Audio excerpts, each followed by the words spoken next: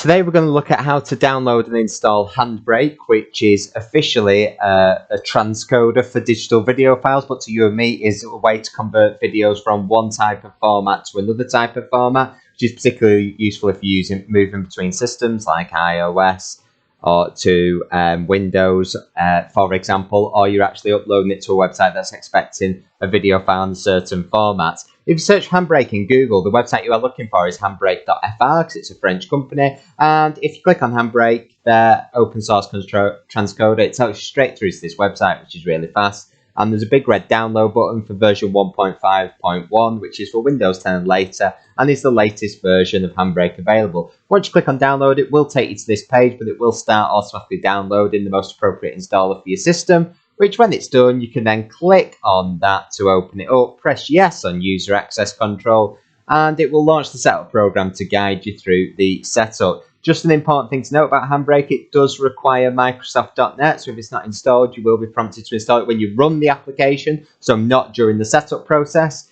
If we click next, we've got the GNU General Public License. It is free software, so we can then press next on that. It will ask you for the destination folder, defaults to program files Handbrake, which is absolutely fine. And then if you click the install button, the installation process starts. It's very fast. The only final option to configure is whether to create a desktop shortcut for all users. In this case, we're going to untick it. We don't need a desktop shortcut.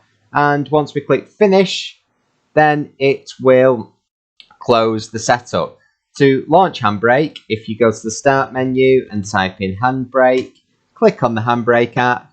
This is the message that will come up if you don't have the .NET framework installed. So it says to run this application, you must install this in frameworks.net. Would you like to download it now? If you click no, it's going to quit the application. So we want to click yes. And once we click yes, it will actually start downloading those in the background.